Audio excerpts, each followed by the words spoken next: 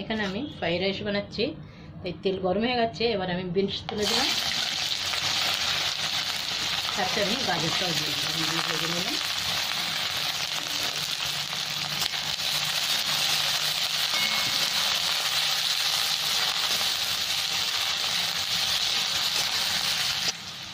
গাজর আর শিমলা মির্চ, এই বিনস ভাজা একটু হয়ে গেছে হালকা আমার।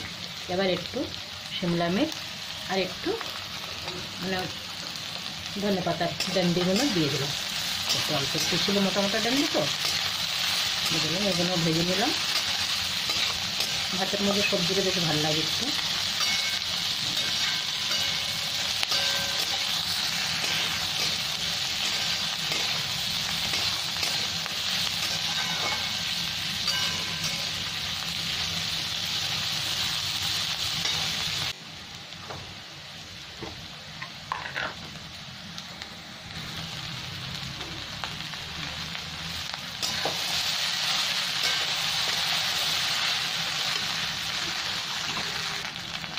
একটু আমি নুন দিয়ে দিলাম। এখানে একটু সয়া সসটা দিচ্ছি একটু।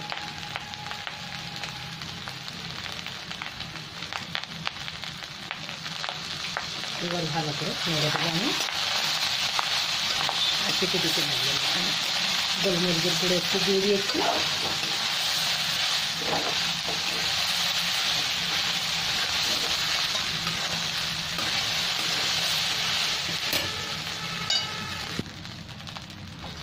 এখন আমার হয়ে গেছে। এবার আমি গ্যাসটা বন্ধ করে দিলাম।